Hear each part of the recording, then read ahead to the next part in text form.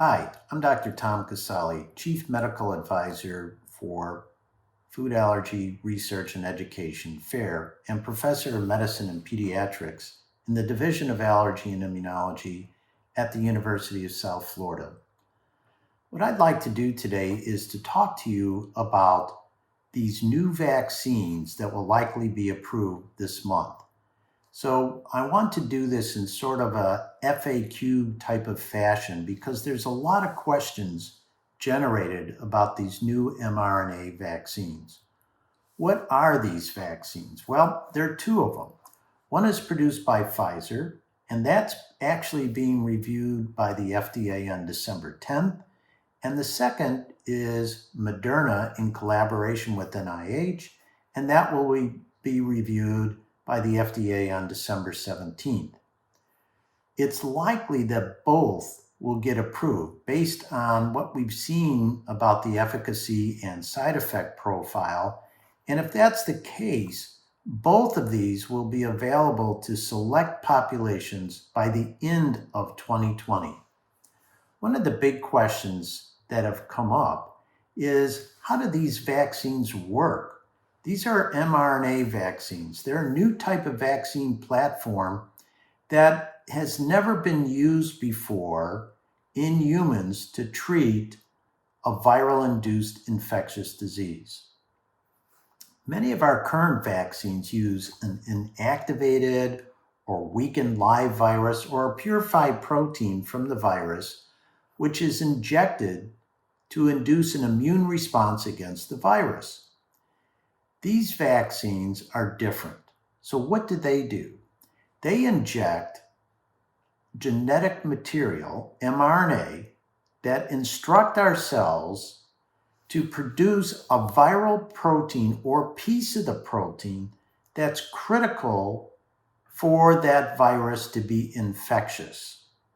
So in the case of the two mRNA vaccines, what they do is when they're injected in the arm, they cause the muscle cells where the injection takes place to make the spike protein, the little crowns on the virus that you typically see on the surface of the cell, on the surface of the muscle cells. So now what happens is the immune system sees this as foreign and mounts an immune response, including the production of antibodies, and perhaps even more important is cellular immune responses that provide memory so that you have long-lasting immunity to the spike protein, thereby preventing a COVID-19 infection.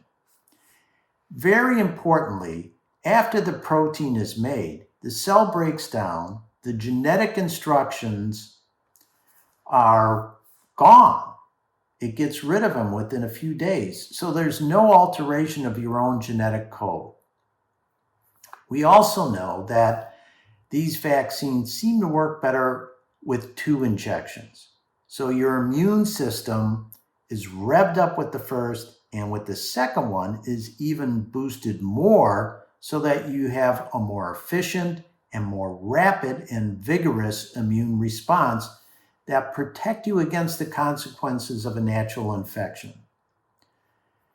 Now, it's important also to stress that because you're injecting genetic material that is only important in coding for the spike protein, that crown on the virus, it can't give you COVID-19. There's no virus in the vaccine. So what are some of the other important questions? Well, certainly for individuals that have a history of allergies, they want to know what's in these vaccines besides mRNA. The only thing that's in the Pfizer vaccine, in addition to the mRNA, are lipids and cholesterol nanoparticles, which are very small in size, that hold the mRNA and deliver it to the cells so the mRNA in the cell can make the spike protein. In addition, There are some salts and sucrose, which is a sugar.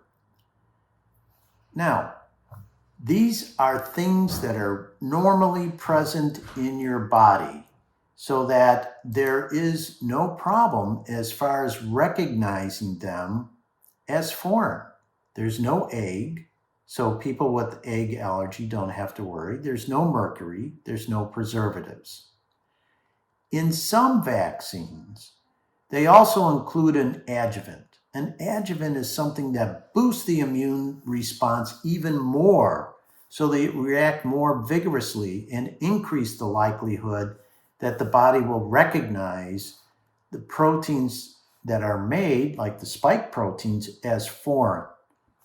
Adjuvants are generally safe, but they're designed to promote an inflammatory and immunologic response that's very vigorous, so that may give you more side effects due to the vaccine, including fever, headache, etc. But in a sense, you expect that because that just means that the vaccine is doing what it's supposed to, and the adjuvant is doing what it's supposed to. So as I mentioned, these vaccines are dosed by giving injections intramuscular. In the case of the Pfizer vaccine, BNT162b2, a very small amount, 30 micrograms, is injected intramuscularly as a series of 2 doses in 0.3 milliliters, approximately 21 days apart. The Moderna vaccine will also require 2 doses, but that one will be given about 28 days apart. So when you get these vaccines, what can you expect in regards to side effects? Well, the most common adverse reactions reported, at least for the Pfizer vaccine, because there now is an FDA document online, and Pfizer just had the results, both the efficacy and side effect profile of the vaccine published in New England Journal of Medicine on December 10th. And what was seen is that, as you would expect, about 84% of people had some problems with pain and swelling at the injection site. In addition, you get things like fatigue. In this case, about 63% of patients, 55% had headache, 38% muscle pain, 31% chills, joint pain, and fever, also in 24 and 14% respectively. Severe adverse events, however, were very uncommon. So most of these adverse events were mild to moderate in nature.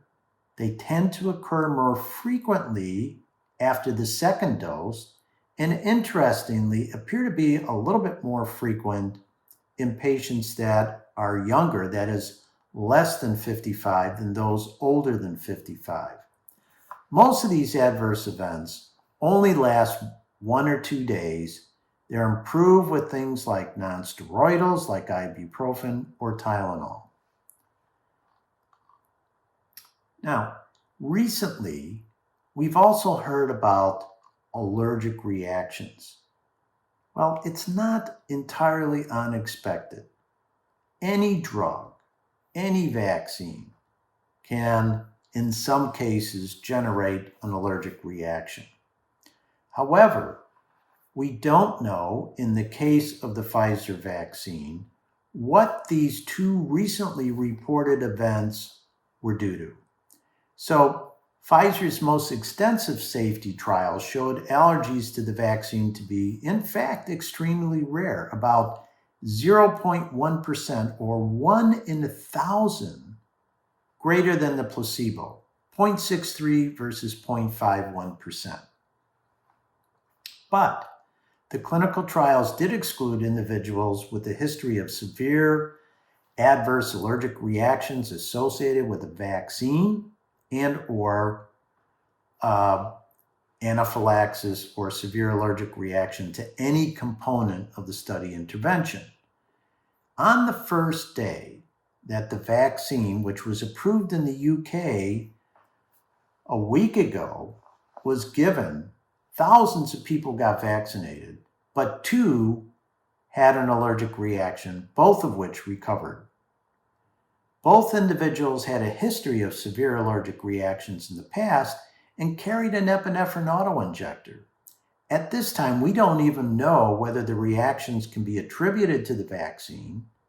And again, it's important to recognize that it's not unexpected that these types of things will be reported when you're giving this to thousands of individuals. Whether this will affect the FDA labeling and precautions for people with severe allergies will likely be determined during the ongoing deliberations occurring right now. But again, I want to stress that there's no egg, so people that have egg allergy do not have an increased risk. So safety-wise, pretty safe. How effective are they? That's really good news. Both vaccines appear to be effective at close to 95%.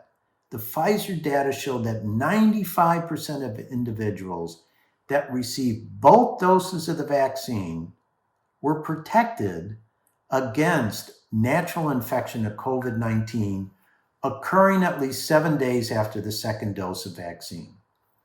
Subgroup analyses of the primary efficacy endpoint showed, importantly, similar efficacy regardless of the age groups.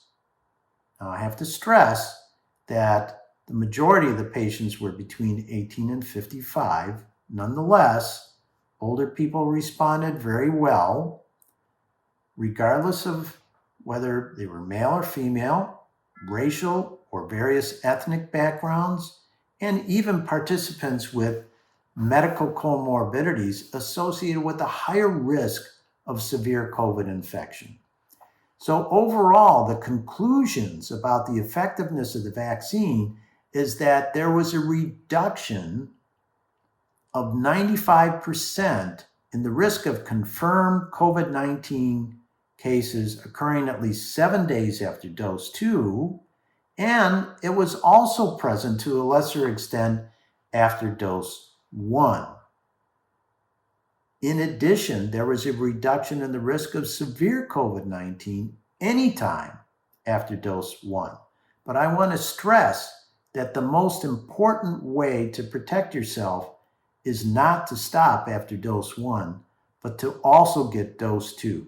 That will provide longer lasting and better efficacy. So who's going to get the vaccine first? Well, the CDC has already recommended that the first group, designated as 1A, should include front health line providers and support personnel. And in addition, that 1A group likely should also include residents in nursing homes and other long-term care facilities. Now, the important thing is because this is such a major public health issue, you as a patient do not have to worry about paying for the vaccine. The vaccine will be free. However, some providers may still charge for administering the injection, but that charge will likely be fairly nominal. There are a few questions that I would also like to address. So, one is, if someone already had COVID-19, should they get the vaccine? If you look at the data, it appears that vaccinating immunity should last longer and be more vigorous, actually, than a naturally acquired immunity from an infection, suggesting that the answer is yes, you should, even if you had COVID-19. Will the vaccine be available for young children? We know that young children tend to have a more benign course. Many of them are asymptomatic, but they can be vectors for the virus. So that asymptomatic infection that they might get in school can be passed to their parents, their grandparents, and other relatives and friends. So it would be important to be able to vaccinate younger children. However, the studies that have been done focused on older adolescents and individuals 18 and above. There are ongoing studies in the pediatric population, but it's likely that the first approval by the FDA will be for individuals 18 and above. One question that comes up also is, look, I got the vaccine. Do I have to sequester or quarantine because I might be infectious? And the answer is no. Remember, we're not using live viruses, but only mRNA to the spike protein. Once you receive the vaccine, are you completely protected? Do you still need to wear a mask? Do you have to social distance? Well, again, the vaccine is not 100% effective, and there are many unanswered questions, which I'm going to discuss below. So it's likely that some recommendations for continued vigilance will be forthcoming from the CDC. What those will be is not clear at this point. So I mentioned that there are a number of things that we don't know about these two vaccines, and we don't know because they haven't been explored yet. There's a lot of data gaps. Some of the key pieces of information that we have to figure out are the following. First, how long will the protection last? These studies were fairly short, a few months. Now, these patients that got the vaccine in the studies are still being followed, but the approval is going to be based on safety and efficacy for only a few months. So it's likely that individuals will probably need booster immunizations. We don't know how frequently. My best guess is probably on an annual basis. What about effectiveness in other populations that were not studied? Immunocompromised patients, for example, HIV patients. Children, as I indicated. Individuals previously infected with COVID-19.